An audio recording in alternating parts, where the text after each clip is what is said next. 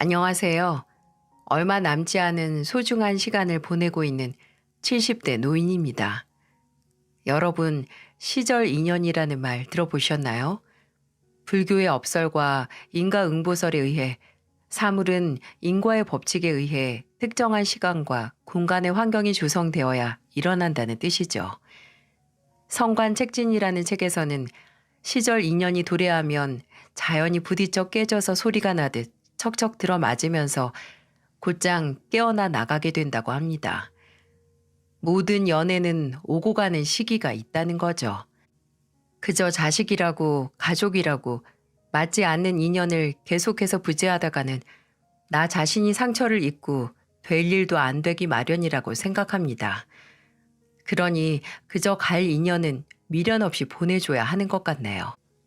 남은 시간이 많지 않는 저는 저를 갉아먹는 병으로 인해서 오히려 저를 갉아먹던 나 좋아했던 연을 정리했습니다. 평생 서로 보듬으면서 산 남편이 먼저 떠나고 제 곁에 남은 건 의젓한 아들 2명과 절 닮아서 현명한 딸 하나였어요. 한 배에서 태어났으면서 어찌나 그리 제 같기로 다른지요. 큰아들은 어려서부터 공부머리가 좋고 어른스러운 성격이지만 외골수 같은 기질이 있었고, 작은 아들은 형보다 여린 성정이지만 정이 많고 다정했습니다. 막내인 딸은 책임감도 강하고 얼굴도 성격도 저를 꼭 닮아 애틋했죠. 큰아들은 공부 욕심도 있고 출세 욕심도 있어서 부모로서 해줘야 할 게 참 많았습니다. 공부에 집중할 수 있는 환경을 조성해주기 위해 부단히 노력했었죠. 아, 엄마, 또 내 방 들어왔었어? 어? 내가 진욱이 네 방에 왜 들어가? 엄마 안 들어갔어. 그럼 누구야? 야, 김찬욱, 너야?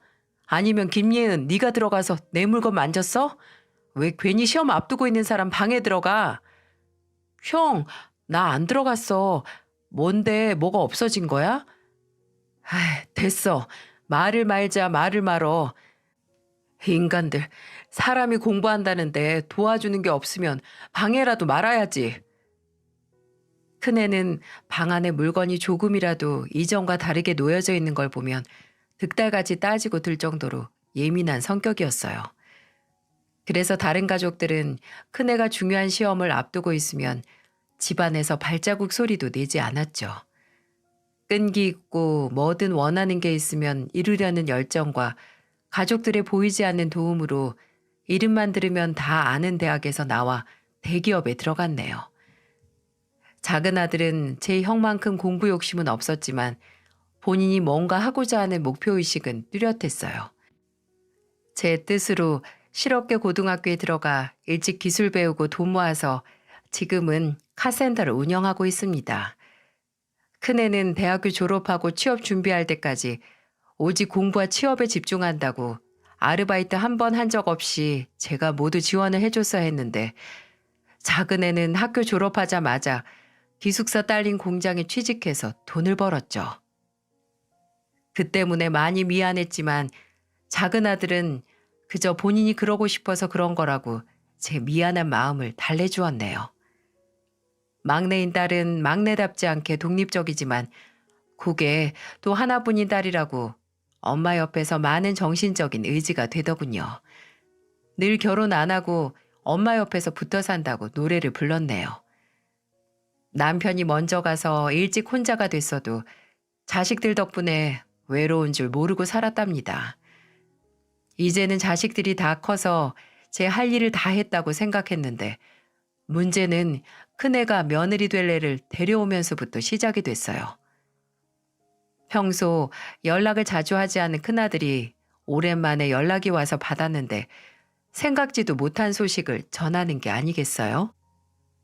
여보세요? 진욱이니? 네, 엄마. 다음 주 토요일에 일정이 어떻게 되세요? 집에 계시죠? 나 집 가서 밥 좀 얻어먹으려고 하는데. 네가? 오면 못 줄 것도 없지, 새삼스럽게. 아, 내가 누굴 데려갈 거라서 저 만나는 여자 엄마한테 소개할까 하고요. 너 만나는 사람 있었니? 오래됐어요. 이제 1년 좀 넘었나? 결혼할 생각이라서 엄마한테 얼굴 먼저 터야죠. 그날 맛있는 것 좀 해주세요. 만나는 여자가 있는 것도 몰랐는데 대뜸 며느리 될 애를 소개시켜 준다니. 물론 기쁜 소식이었지만 갑작스런 통보에 당황스럽기도 했습니다.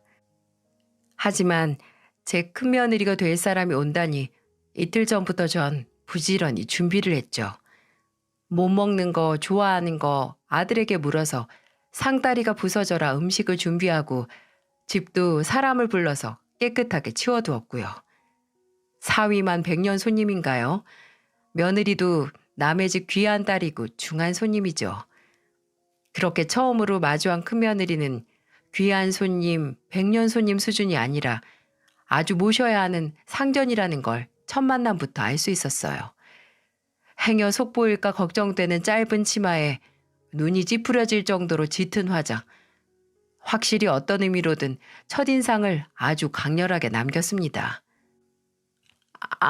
안녕하세요. 전 홍민지라고 해요. 저는 시어머니에게 입에 껌을 씹으면서 고개만 까딱하고 인사하는 사람은 생전 처음 보고 들어보지도 못했습니다. 그 무례함에 너무 당황스러워서 오히려 어떻게 대응을 해야 할지 감이 안 와서 그저 그래 반가워요 이러고 말았네요. 진욱 씨 여기 휴지 없어 휴지? 나 밥 먹기 전에 껌 뱉고 싶은데. 잠깐만. 엄마 휴지 어디 있어요? 여기 종이 있다. 여기다가 버리면 되겠네. 큰며느리는 식탁 위에 있던 제 고지서 봉투를 찍 뜯어서 껌을 뱉더군요. 아니 분명 봉투는 그냥 버릴 종이긴 하지만 말도 없이 남의 집에 와서 봉투를 찢어 껌을 뱉는 게 정상인가 하는 의문이 들더라고요. 이건 세대 차이의 문제가 아닌 기본적인 예의니까요. 티슈 바로 저기 있는데 그거 참기가 그렇게 어려웠어? 내가 차린 음식이 얼마나 맛있어 보였으면 그랬을까. 어서 앉아서 들어요. 네. 잘 먹겠습니다. 근데 많이도 차리셨네요. 이거 3명이서 먹기 너무 많지 않나요? 이게 다 안 먹으면 다 음식물 쓰레기인데. 왜 버려? 음식은 덜어서 넣어두면 되는 건데. 아유, 우리 큰며느리 될 사람은 걱정도 많네. 젊은 사람이. 사람이 일찍 걱정이 많으면 빨리 늙어. 처음으로 시부모님 댁에 인사 오는 사람답지 않은 옷차림과 행동. 분명 큰아들에게는 음악을 전공해서 대학까지 갔고 해외에서 유학까지 한 배울 대로 배웠다고 전해 들었는데 음악을 배우느라 기본적인 예의 배울 시간이 없었나 싶게 무례하더라고요. 피아노 쳤다고 들었는데 그래서 손가락이 길고 예쁜가? 피아노는 지금도 치고 있어? 직업으로 삼았고? 예전에 초등학생들 대상으로 잠깐 학원에서 강습했고요. 지금은 취미로도 잘 안 쳐요. 전 그다지 흥미가 없는데 어려서부터 부모님이 그냥 시키신 거거든요. 뭐든 학위가 있어야 한다고. 일은 지금 쉬고 있고 결혼해도 별다른 걸 시작할 생각은 없어요. 그렇구나. 초등학생들 가르쳤으면 고생했겠네.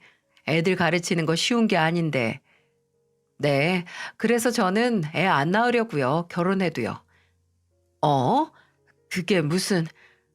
엄마, 이 사람 애들을 싫어해요. 애 안 낳는다고 나랑 합의했어. 제가 애들이랑 안 친해서요. 제 애라고 하더라도 달라질 게 없을 것 같아요. 그래서 그냥 포기하려고요. 진욱 씨랑 저랑 둘이 잘 살면 되죠 뭐. 요즘 같은 시대에 자식이 필수도 아니고. 저는 그때 직감했습니다. 뭐든 따박따박 숨김없이 제 할 말만 늘어놓는 큰며느리와는 고부 갈등이 아니라 며느리의 갑질 때문에 고생할 것 같다는 느낌을 말이죠. 애를 안 낳는 것 때문은 아니었어요. 본인 인생이고 본인 몸이니까 제가 상관할 게 아니었죠. 하지만 첫 만남에서 시애미에게 꺼낼 얘기는 아니라는 생각이 들더라고요. 큰며느리의 행동은 저와의 관계뿐만 아니라 큰아들에게도 문제가 될 것 같았어요. 결혼이 어디 작은 일인가요? 앞으로의 인생을 어떻게 바꿀지도 모르는 대사인데 물론 모두 아들의 선택이고 아들의 인생이지만 부모로서 아닌 건 아니라고 말을 해줘야겠더군요. 그래서 큰아들에게는 조용히 큰며느리를 집에 데려다가 주고 다시 와서 얘기 좀 하자고 했고, 큰아들은 밤 늦게가 다 돼서야 집으로 돌아왔어요. 아, 피곤한데 왜 돌아오라고 하세요? 아무리 내일 주말이라고 해도. 진욱이 너 오늘 이상한 거 못 느꼈니? 이상한 거요? 뭐요? 그러고 보니 엄마, 혹시 민지 마음에 안 드세요? 내가 마음에 안 든 게 아니라 걔가 유감이 있는 것 같더라. 정말 걔랑 결혼할 거니? 아니, 그냥 어른도 아니고 시어머니 댁에 오면서 빈손으로 오고 저렇게 앉기도 불편한 치마를 입고 와. 아유, 그 고루한 소리 좀 하지 마세요. 그리고 뭐 맡겨놨어요? 빈손으로 올 수도 있지. 내가 뭐 얻어먹고 싶어서 하는 소리냐? 원래 남의 집에 갈 때는 휴지 하나라도 사가는 거고, 특히나 시부모가 있는 집에 올 때는 조금이라도 잘 봐주십사 하는 마음으로 오는 거야. 근데 걔는 정말 조금도 나랑 잘 지내보거나 잘 보이고 싶은 마음이 요만큼도 보이지 않더라. 내가 대단한 대접을 받고 싶다는 게 아니라 기본적인 행동을 보면 그 사람의 토대를 볼 수 있는 거야. 내가 가타부타 이래라 저래라 하는 것도 우습지만 조금이라도 생각을 해봐라. 정말 저 아가씨랑 살아도 되나? 엄마가 뭘 모르니까 그런 말을 하는 거예요. 제 아버지가 뭐 하는지 알아요? 제 아버지 식품회사 하고 있어요. 쟤는 그냥 평생 남의 눈치 잘 안 보고 살았어. 근데 제 아버지, 아니 장인어른 은퇴 얼마 안 남았고 물려줄 사람 찾고 있다고요. 하나뿐이 외동딸은 사업 생각 없으니까 내가 거기 사위로 들어가면 그 회사 다 내 거 되는 거라고요. 정말 사랑하는 여자라느니 이 여자 아니면 결혼 생각 없다는 설탕에 푹 절은 감정적인 말은 기대도 하지 않았지만, 아니 사람이 아니라 오로지 딸려오는 재산과 지위 때문이라고 눈을 부리부리하게 뜨며 말하는 아들. 너무나 당당하게 탐욕적이고 속물적인 말을 하는 큰아들의 얼굴을 마주하면서 순간 제가 지금까지 했던 수십 년 동안의 가정교육의 결과물을 보는 것 같았죠. 완벽하진 않지만 이런 말을 당연하게 내뱉게 키우진 않았는데. 너 뭐가 아쉬워서 그래? 뭐가 아쉬워서? 남들 다 부러워하는 대기업 다니면서 결혼까지 이용해서까지 왜 그 자리에 앉고 싶어 해? 뭐 엄마나 돌아가신 아버지가 그런 자리를 물려줄 수 있는 것도 아니고 내가 내 힘으로 그 자리에 갈 수 있다는데 왜 방해를 하려는 건지 이해를 못 하겠네. 나 그 여자랑 꼭 결혼할 거고 내가 원하는 거 꼭 손에 넣을 거예요. 지금 경고하겠는데 혹시라도 엄마가 허락 못 한다고 난리를 쳐도 엄마 없이 결혼식 치를 거니까 그렇게 알아두세요. 출세에 눈이 먼 큰아들에게 더 이상 무슨 말을 할 수 없었어요. 그저 그래, 다 큰 성인이니까 본인 인생을 어떻게 살든 알아서 해라 하고 말았어요. 더 이상 말을 해봤자 머리 다 큰 아들을 설득할 수도 없고 그저 관계만 틀어질 뿐이니까요. 큰아들은 그렇게 제 가슴 속에 불안과 걱정을 심은 채 큰며느리와 결혼을 했습니다. 결혼하고 어렵게 들어간 대기업을 그만두고 바로 제 장인어른이 하는 회사로 들어갔고 몇 년이 지나지 않아 원하는 대로 회사를 물려받더군요. 제게 이 소식을 전하는 아들의 기쁨에 찬 목소리를 들으며 참 여러모로 설명하기 어려울 만큼 씁쓸하더군요. 이뿐만 아니라 큰아들의 결혼 후에 제가 한숨을 쉬는 날이 늘어만 갔어요. 바로 귀하다 못해 모셔야 하는 큰며느리 때문이었죠. 큰며느리는 늘 이런저런 핑계로 시댁으로 오지 않았어요. 솔직히 따로 사는 가족끼리 서로 먹고 살기도 바쁜데 굳이 얼굴을 봐야 한다고 저도 생각하지 않아요. 하지만 가족끼리 모이는 날이 있잖아요. 명절이나 생일 같은 기념일 말이죠. 의무라기보다는 가족끼리 평소 바빠서 만나지 못하는 걸 그런 날 한 번에 치하하는 거죠.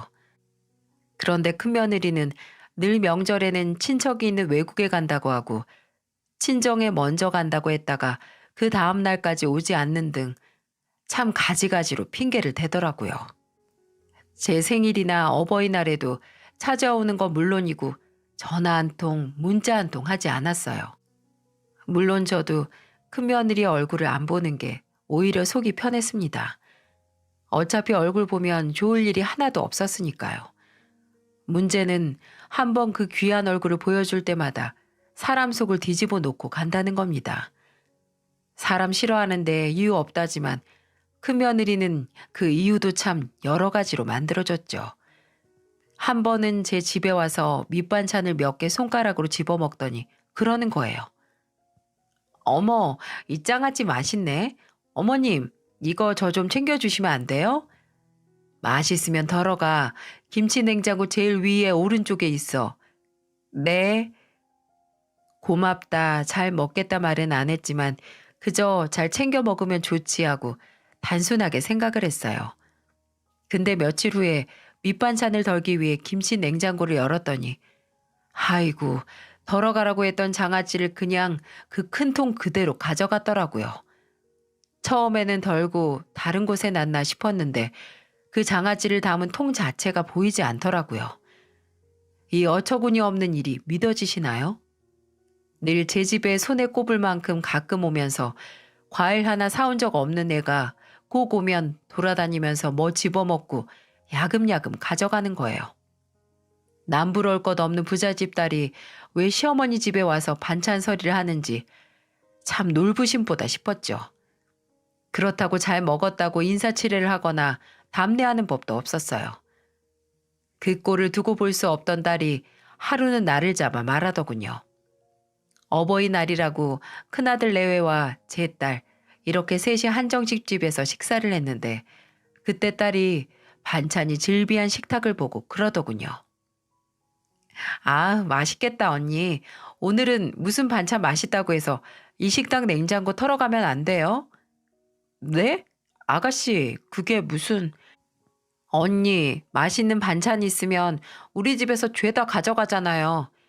아유, 오빠가 언니랑 결혼한 이후로 우리 집 냉장고에 자물쇠라도 달아야겠어요. 요즘 내가 통 먹을 게 없어. 야, 이 사람이 뭘 그렇게 먹었다고 그래. 오빠, 요즘 집에 반찬 많아졌지? 그거 다 언니가 우리 집에서 서리해 간 거야. 아무리 내조를 해도 서리한 반찬으로 하는 건 좀 아니지 않아요? 뭐 그 정도로 우리 엄마 반찬이 맛있어서 그런 거니까. 아, 혹시 언닌 그런 식으로 칭찬을 하는 거예요? 너무 맛있어서 훔칠 수밖에 없다는 걸 몸소 보여줘서?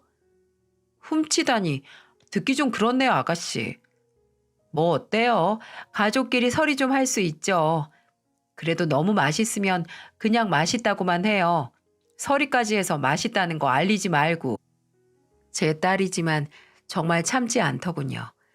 너무했다는 생각이 들기도 했지만 한편으로 속이 풀리기도 했어요. 그리고 그 이후로는 냉장고에 반찬이 줄지 않았답니다. 하지만 이것도 한때였어요. 제빵사로 일하던 딸이 지방 유명한 제과점에 이직 제의를 받은 겁니다. 조건도 너무 좋고 무엇보다 딸이 평소 좋아하던 제과점이었는데 숙소까지 마련해 준다고 하니까 놓칠 수 없는 기회였죠.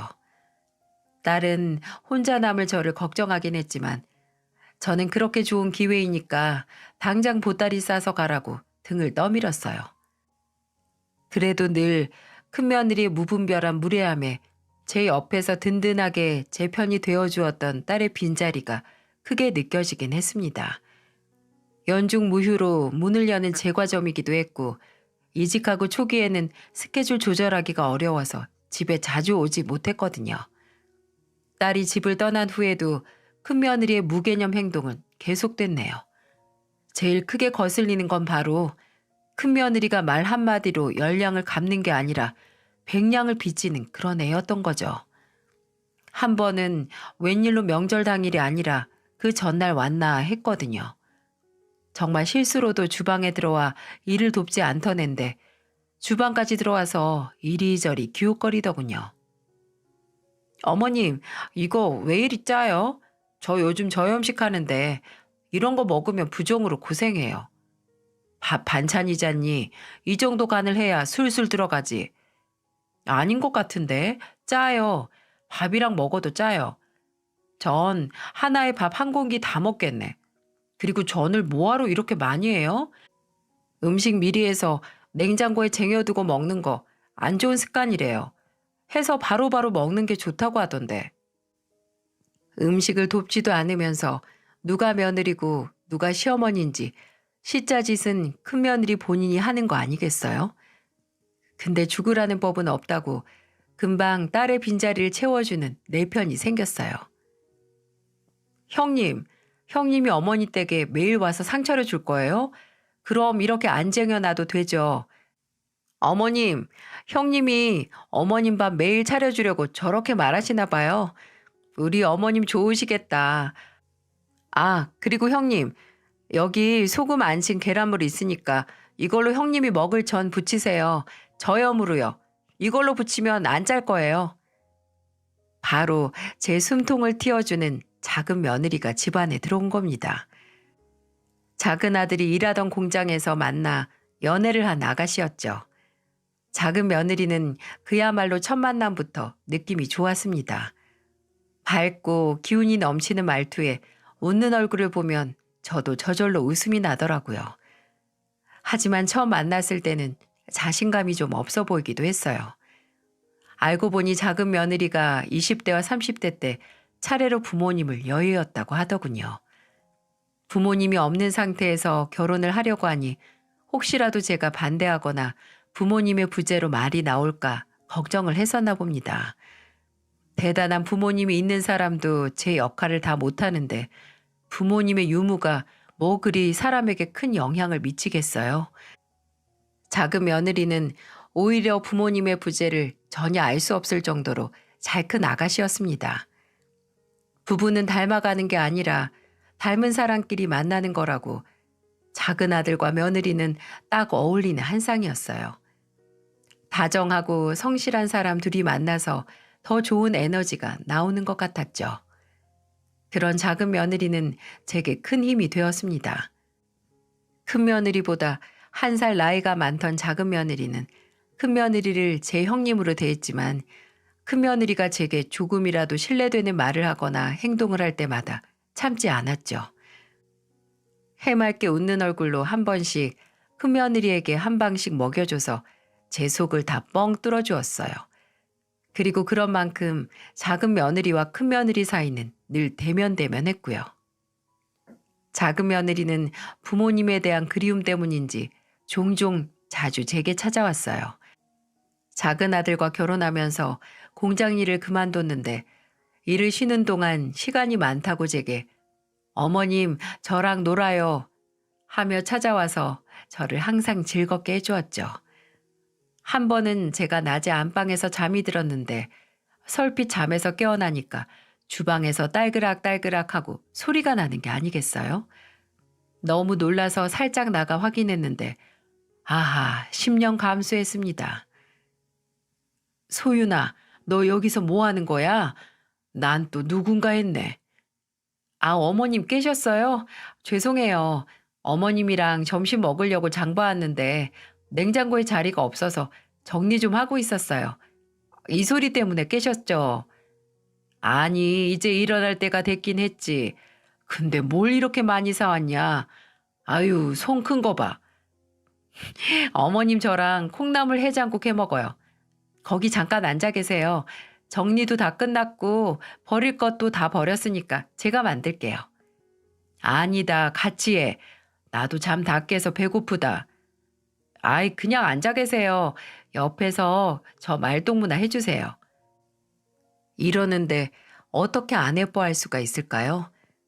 한 번 집에 오면 필요한 거 알아서 싹 사와서 주방 채워주고 한 번은 제 옷장을 열어 한 번 쭉 훑어보더니 다음날 제 겨울 네일들이 많이 낡았다고 싹 사와서는 옷장을 채워줬네요.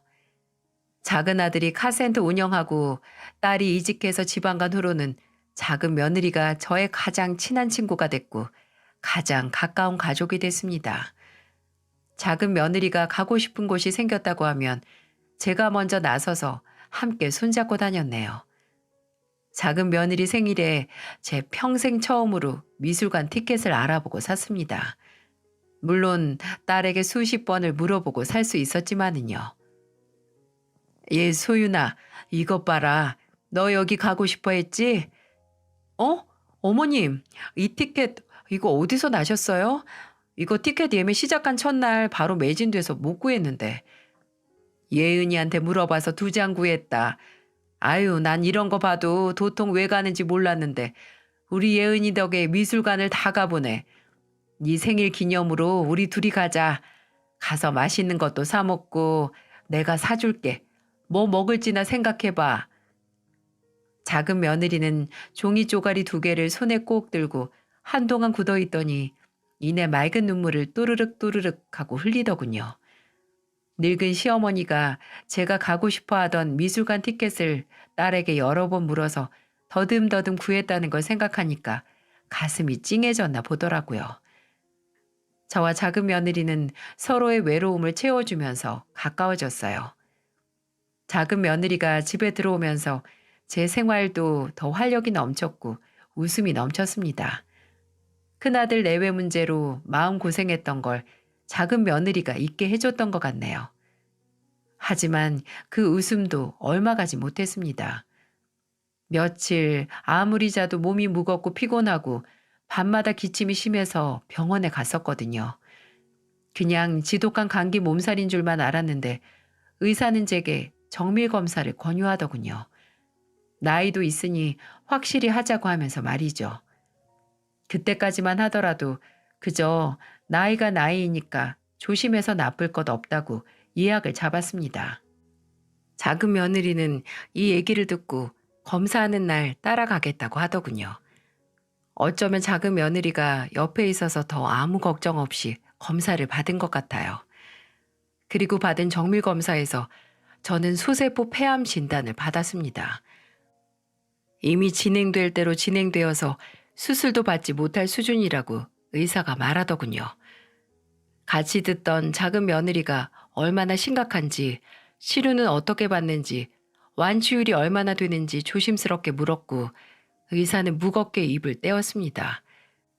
수술을 못하니 한다면 항암 치료와 방사선 치료를 할 테지만 상태를 봤을 때 완치는 불가능하다는 말이었어요. 6개월, 70을 넘긴 지 얼마 되지 않은 제게 남은 시간은 단 6개월이었어요. 그 해봄 꽃이 피기도 전에 저는 시한부 선고를 받았습니다. 작은 며느리는 차갑게 굳어있는 제 옆에서 입 한 번 떼지도 못하고 그저 제 손을 잡고 있더군요. 제 앞에서 울지 않으려고 입술을 깨물고 있었지만 큰 눈망울에서는 눈물이 한 움큼은 매달려 있었죠. 오래 살았다면 오래 살았다고 긍정적으로 생각할 수 있는 나이에 암으로 남은 생을 빼앗겨 안타깝고 억울하다는 생각을 하진 않았어요. 모두 제 명이 정해져 있고 저는 여기까지인가 보다 하는 마음에 오히려 차분해지더라고요. 하지만 아직 제 눈엔 그저 애들처럼 보이는 자식들이 이걸 듣고 제 애미 불쌍하다고 우는 모습이 벌써부터 눈앞에 아른거려 목구멍이 콱 막히더군요. 성격이 제 같기로 다 다른 만큼 제 시한부 판정 소식을 전해들은 자식들의 반응도 다 달랐어요. 딸은 당장 서울로 올라왔고 작은 아들은 얼굴이 시뻘개져서 한동안 아무 말도 못하고 이리저리 가만히 못 있다가 바닥에 주저앉아 울음을 터뜨렸죠. 다 본인 탓이라고 하면서 어찌나 서럽게 우는지 본인이 더 챙기고 신경을 써야 되는데 그러지 못해서 이제야 발견한 거라고 말입니다. 큰아들도 듣고 어두운 얼굴로 입을 다물고 있다가 깊은 한숨을 내뱉더군요. 자식들이 오랜만에 한 곳에 모인 이유가 제 시한부 판정 때문이라니. 자식들은 제가 방에서 자는 사이에 거실에서 한동안 어떻게 할지 의논을 하더군요. 제가 깬 것도 모르고 심각하게요. 이럴 때도 소식을 듣고 오지 않는 건 큰며느리 한 명뿐이었습니다. 그럼 바로 병원으로 들어가는 거야? 어디 요양병원으로 가셔야 하나? 뭐 벌써부터 병원에 들어가. 큰오빠는 엄마가 남은 세월을 병원에서 보냈으면 좋겠어? 병원은 최후의 수단이야. 나중에 정말 정말 병원에 있을 수밖에 없을 때 그때 들어가는 거라고. 참나, 그럼 누가 옆에서 돌봐. 어쨌든 항암치료 시작하면 병원 왔다 갔다 많이 하고 옆에서 수발들 사람 필요할 텐데. 그럼 사람 하나 구해야겠네. 일단 엄마 안보험 든 거 있나? 찬욱이 네가 엄마 보험 관리했지? 형, 제발 지금은 엄마 남은 시간을 어떻게 더 행복하게 보내게 할 수 있는지 그것 좀 의논하자. 어? 그건 나중에 알아봐도 되잖아. 얘들이 현실성이 없는 건지 드라마를 찍는 건지 당연히 보험 알아보는 게 먼저 아니야? 그 치료비가 다 얼만데. 사장 자리에 앉았어도 그 손 작고 간 작은 건 나아지지가 않네. 치료비 없어도 걱정 마. 큰오빠한테 손 안 벌려. 사람도 안 구해도 돼. 내가 옆에 있을 거야. 일은 옮기거나 다시 구하면 되고. 예은이 너 이직한 지 얼마나 됐다고. 됐어. 나랑 이 사람이랑 둘이 모시면 돼. 너는 일 그만두지 마. 거기 들어갔다고 네가 얼마나 좋아했는데 그걸 이렇게 포기해. 엄마 일인데 포기할 수도 있지. 왜 못해? 내 말은 다른 방법이 있으니까 굳이 그럴 필요가 없다는 거야. 맞아요, 아가씨. 이 사람도 있고 나도 일 쉬고 있으니까 우리가 하면 돼요. 아가씨는 거기서 일 잘하고 시간 내서 보러 오면 되죠. 자식들이 제 얘기를 하는 걸 자장가 삼아 방에 누워 있으니 전혀 잠이 오지 않더군요. 또 자식들에게 짐이 되었다는 죄책감과 앞으로 얼마 안 남았다는 막연한 불안감으로 더 잠이 들 수 없었죠. 그 후로 딸은 휴무일만 되면 서울에 와서 제 옆을 지켰고 작은 아들은 시간을 쪼개서 저를 보러 오고 병원에 가는 날에는 함께 가려고 노력했어요. 작은 며느리는 아예 기본적인 짐을 제 집으로 옮겨서 저와 함께 생활하기 시작했네요. 제가 벌써부터 이럴 필요 없다고 했지만 그런 제 말에 작은 며느리는 이런 말을 했습니다. 어떻게 보면 제가 제일 늦게 가족이 됐잖아요. 그러니까 제가 어머님이랑 보낸 시간이 제일 적죠. 그래서 저는 제일 적은 만큼 어머님이랑 있으려고요. 원래 마음이 크면 클수록 함께 시간을 보내고 싶고 또 소중한 시간인 만큼 제가 같이 있고 싶은 사람하고 보내고 싶어요. 전 지금까지 가족들 틈에서 살아본 적이 없어서 그런지 제 소중한 시간은 가족한테 쓰고 싶어요. 그 얘기를 듣는데 고맙고 미안하면서도 순간적으로 큰 깨달음을 얻었습니다. 그 누구보다 이 세상에 숨 쉬면서 살 시간이 없는 만큼 저도 이 소중한 시간을 제대로 된 사람들과 써야겠다고 말이죠. 그때 생각했어요. 아름다운 사람은 머문 자리도 아름답다는 말이 있듯이 가기 전에 계속해서 저를 어지럽게 한 관계도 말끔하게 정리를 하고 가겠다고요. 1분 1초가 아쉬운 이때 괜히 미적지근하게 내버려뒀던 관계로 시간 낭비하고 싶지 않았습니다. 제게는 그런 관계가 바로 큰아들과 큰며느리 두 사람이었어요. 그리고 작은 며느리가 다른 일로 집을 비웠을 때 전화기를 들었네요. 그리고 큰아들에게 전화를 걸었어요. 여보세요? 진우가 엄마, 저 지금 회의 들어가요. 퇴근하고 다시 걸게요. 6개월 남은 애미의 전화를 회사 일 때문에 미룬 큰아들. 저는 한동안 가만히 새까맣게 꺼진 핸드폰을 멀거니 바라보다가 다시 전화를 걸었습니다. 이번에는 큰며느리에게 걸었죠. 네. 민지야, 나다. 네, 알아요. 근데 무슨 일이세요? 몸은 괜찮으세요? 그래, 물어봐줘서 고맙구나. 너 지금 바쁘니? 뭐 바쁘면 바쁜 거고 아니면 아닌 거죠. 근데 왜요? 그게 지금 둘째가 잠깐 외출을 했거든. 저녁에야 돌아온다고 하는데 혹시 와서 나 삼계탕 좀 해줄 수 있을까? 집에 둘째가 사둔 재료는 다 있어. 저더러 와서 밥을 하라고요? 저 삼계탕 할 줄 모르는데. 모르면 포장해 와서 같이 먹어도 좋고 내가 몸이 허하긴 허한 건지 왜 이렇게 삼계탕이 생각나는지 모르겠구나. 어머님, 저 사실 바빠요. 다음에 같이 먹어요. 넌 나한테 앞으로 시간이 많이 남지 않은 건 알고 있니? 사와서 같이 먹는 건 못해도 사서 가져다 주는 것도 못해? 어머님, 당장 오늘 내일 하는 거 아니잖아요. 뭐 지금 이렇게 음식 타령을 하세요? 그것도 못 참으세요? 집에 반찬 많잖아요. 오늘은 그냥 알아서 차려 드세요. 아니면 동서 올 때까지 기다리시던가요. 그렇게 말하고는 단번에 끊더라고요. 참, 저도 알지 못했던 일말의 희망이 남아 있었던 건지 새삼 놀랍고 실망스러웠어요. 하지만 오히려 알아서 정리가 된 것 같더라고요. 마치 이래도 포기 안 해? 이래도 정리 안 해? 이러고 달려드는 것 같았습니다. 하지만 사람 마음이 참 약하기도 약하고 제가 몸이 안 좋아져서 더 그런 건지 모르겠지만 충격이 이만저만이 아니었죠.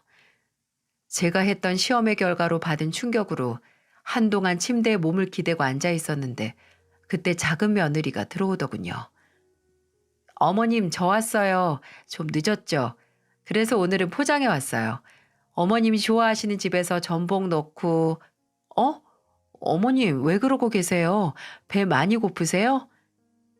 작은 며느리는 제 표정을 보고 심상치 않은 걸 느꼈는지 가까이 다가와서 무슨 일 있었냐고, 몸이 안 좋은 거냐고 아주 집요하게 물었습니다. 어머님, 지금 얼굴빛이 안 좋아요. 우리 병원 가요. 일단 병원 가서, 아니다. 몸이 아니라 마음이야, 마음. 정리해야 할 걸 정리할 수 있게 됐는데 왜 이렇게 시큰한지 모르겠구나. 네? 그게 무슨? 작은 며느리는 제게 자초지종을 듣고 한동안 정말 거칠게 숨을 쉬더군요. 마치 너무 화가 나서 가만히 못 있겠다는 듯이 말이죠. 그러더니 안방을 박차고 나갔다가 한 5분 정도가 지나서야 다시 들어오더군요. 그리고 어머님, 지금 몸은 괜찮으신 거죠? 그럼 저랑 잠깐 나가요.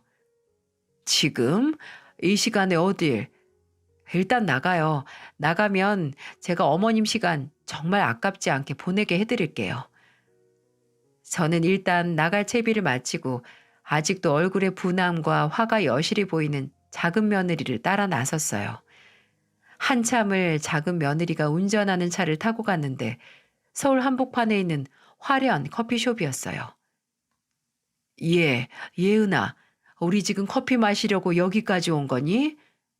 아니요, 커피가 아니라 시원한 동치미 한 사발 드시게 해드릴게요. 동치미? 그렇게 말한 작은 며느리는 제 손을 잡고 당당하게 발걸음을 옮겼습니다. 그리고 거기 주인으로 보이는 사람에게 가서 묻더군요. 저기 일행이 있어서 그러는데 작은 며느리가 몇 마디 하니까 그 주인은 커피숍 안쪽으로 안내를 했고 안내받은 곳은 제일 안쪽에 있는 한 문 앞이었어요. 작은 며느리가 그 문을 열고 들어가니까 큰 원형 테이블에 여자들 5명 정도가 삥 둘러앉아 커피를 마시고 있더라고요. 저는 영문을 모르고 생전 처음 보는 여자들의 얼굴을 보고 있는데 이럴 수가 그 가운데 큰 며느리가 앉아 있는 게 아니겠어요? 큰 며느리는 난데없이 등장한 저와 작은 며느리를 보고 눈을 동그랗게 떴고 저도 갑자기 끌려온 곳에서 큰 며느리를 만나 놀란 표정을 감출 수 없었어요. 그 장소에서 놀라지 않은 건 작은 며느리 단 한 사람이었네요. 동서, 여길 왜 왔어? 아까 뭐 하냐고 어디 있냐고 그렇게 물어본 게 찾아오려고 한 거였어? 네, 모임이 있다고 바쁘다고 해서 제가 친히 찾아왔어요. 아니, 근데 여길 왜 와? 일단 나가서 말해. 큰 며느리는 자리에서 일어나 작은 며느리를 밀면서 그 방 안에서 내보내려고 하더군요. 보는 눈이 많아서 그러는지 정말 당황해하는 게 눈에 보였어요. 하지만 작은 며느리는 밀리지 않았고 이내 테이블에서 가장 가까이 있던 아이스 커피 잔을 들어 올렸죠. 저걸 왜 들지 하고 멍하니 그 모습을 보고 있었는데 정말 생각지도 못한 장면을 보고야 말았어요. 작은 며느리가 들어올린 커피잔을 그대로 큰 며느리 얼굴에 쏟아 부은 거죠. 방 안은 한순간에 아수라장이 되었습니다. 저도 물론 놀랬지만 그 안에 있던 사람들도 모두 경악을 했네요. 소윤아, 어머, 왜 저래? 말려봐. 어머머, 미쳤나 봐. 다짜고짜 차가운 커피와 얼음 세례를 온 얼굴, 아니 온 몸으로 받은 큰며느리는 비명을 질렀습니다. 이게 지금 뭐 하는 짓이야? 너? 야, 홍민지. 이에 질세라 작은 며느리가 크게 고함을 지르더군요. 큰 며느리는 본인 이름 석자로 호통을 듣더니 소리도 마저 지르지 못하고 입을 헉 하고 다물었죠. 홍민지, 그래 너. 내가 말 좀 편하게 할게. 내가 너보다 한 살 많잖아. 나 이제 너 형님 취급 안 할 거거든. 사람이 말이야. 죽은 사람 소원도 들어준다는데 이제 얼마 시간도 안 남으신 어머니 부탁을 그렇게 거절을 해? 네가 정이라는 게 있고 도리라는 게 있는 애니? 뭐라고? 내가 어려운 부탁이었으면 말도 안 해. 근데 삼계탕 사달라는 그 쉬운 부탁을 거절하냐? 고작 여기 틀어박혀서 커피나 퍼마실 거면서? 내가 살다 너처럼 싸가지 없고 기본적인 예절도 모르는 애는 처음 본다. 부모님 2명 다 살아있으면 뭐하냐? 자식이 부모 욕먹이는 짓 하게 키웠는데. 너 앞으로 내 눈에 띄기만 해? 네가 그간 우리 어머님 속 아프게 한 거 나한테 죄다 돌려받기 싫으면 이 싸가지 없는 거사. 어머님 이제 가요. 방금 무슨 일이 벌어진 건지 다 파악도 못했는데 작은 며느리는 그저 커피 세례를 맞고 부들부들 떨고 있는 큰 며느리를 뒤로 한 채 제 손을 잡고 그 커피숍을 나왔습니다. 그곳을 나와 차에 탔는데 작은 며느리가 아직 어안이 벙벙한 채게 그러더군요. 어머님, 안 좋은 모습 보여드려서 죄송해요. 어머님 앞에서 험한 말만 하고. 근데 저도 진짜 참을 수가 없었어요. 진짜 지금까지 밉상이긴 했어도 이런 짓까지 할 정도는 아니었는데 해도 너무하잖아요. 어머님이 너무 과하다고 생각하시면 꾸지람 달게 받을게요. 저는 그런 작은 며느리에게 아무 말도 하지 않다가 조용히 꼭 모으고 있는 손을 살며시 잡았습니다. 그리고 말했죠. 집에 가자. 배고프다. 그리고 집으로 가서 작은 며느리가 사다 놓은 재료로 삼계탕을 끓였어요. 작은 며느리는 한사코 본인이 한다고 쉬라고 했지만 저는 제 손으로 삼계탕을 만들어 작은 며느리에게 먹이고 싶었네요.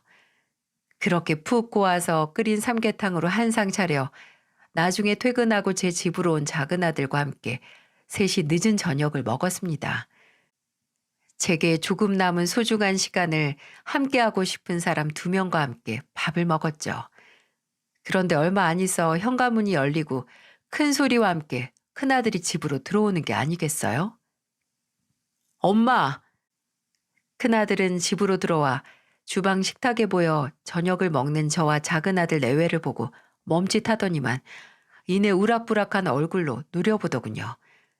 그리고 작은 며느리를 손가락질하며 고함을 쳤습니다. 뭘 잘했다고 다 같이 달기나 퍼먹고 있는지. 재수 씨 대체 무슨 짓을 한 거예요? 뭔 짓을 했길래 그 사람이 어디서 쫄딱 젖어와서 울고불고 난리냐고요. 저신머리 없이 고함 좀 그만 쳐라. 넌 어째 자리는 올라갈 대로 올라간 애가 점점 모질라지니? 엄마도 같이 있었다면서요.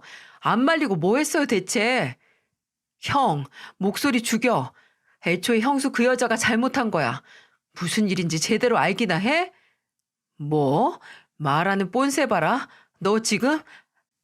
그래, 걔는 지가 받은 대우 받은 거야.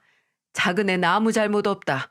작은 애는 내가 당한 거 그대로 돌려준 것뿐이야. 이제 내 며느리는 작은 애뿐이다. 나는 이제 큰애 안 보고 산다. 그리고 그건 진욱이 너도 마찬가지고. 뭐라고?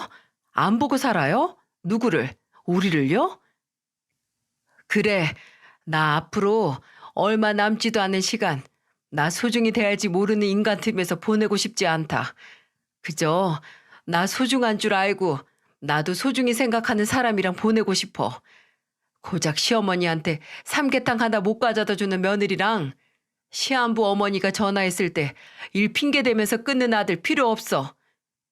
엄마 그건 더 말할 필요 없어. 너도 그냥 편하게 살아라. 아픈 애미 때문에 괜히 성가시게 살지 말고. 너 딱 그거 아니니? 다 늙은 애미 몸까지 아프니까 괜히 더 신경 쓸 거 아니냐. 잘난 너랑 내 처한테 아무런 피해도 안 가고 신경도 안 쓰이게 할 테니까 앞으로 각각 모른 척하고 살아. 그게 여러모로 너희들한테도 좋지 않겠니? 아, 엄마, 정말 나 안 보고 산다고요? 고작 이런 일 때문에? 고작 이런 일? 너한테는 앞으로 살 날 얼마 안 남은 애미가 서운하고 상처받는 일이 별것 아닌지 모르겠다만 네가 그걸 별거 아니라고 생각했기 때문에 우리 연이 여기까지라고 생각해라. 네 대단한 인생에서 내가 먼저 빠져주마. 나도 내 소중한 시간에 너랑 그 아이 그냥 빼버리면 그만이야. 저의 단호한 말에 큰아들은 계속해서 항의하고 고함까지 쳤지만 제 마음은 변함이 없었어요. 큰아들은 끝내 작은아들이 끌고 내보내려고 하자 몇 번 짜증을 내더니 나가더군요. 끝까지 본인들은 잘못 없다고 사과 한마디 입에 올리지 않은 그 모습에 제가 정확하게 결정을 내렸다는 확신이 들었습니다. 큰아들 내외는 지들도 아쉬울 것이 없는지 그 잘난 자존심을 지키는 건지 그 이후로 먼저 연락도 해오지 않았고요.